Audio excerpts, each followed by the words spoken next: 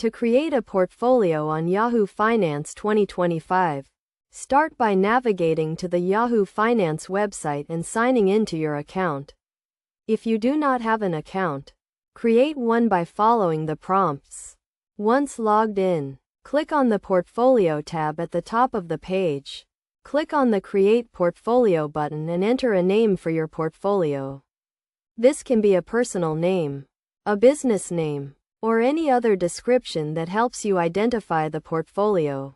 Next, you will be asked to add stocks, ETFs, mutual funds, or other securities to your portfolio.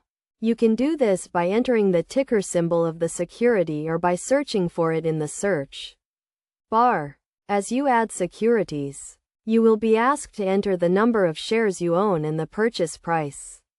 This information will help Yahoo Finance track the value of your portfolio over time. You can also add cash to your portfolio to reflect any uninvested balances. Once you have added all of your securities, click on the Save button to save your portfolio.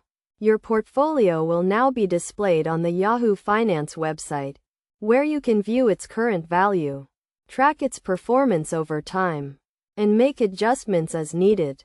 To get the most out of your portfolio, be sure to regularly update the number of shares you own and the purchase price of each security.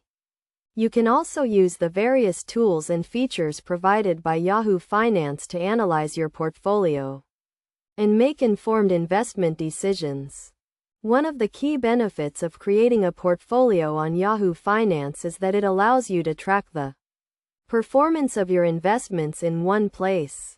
You can view the current value of your portfolio, as well as its performance over time, using a variety of charts and graphs.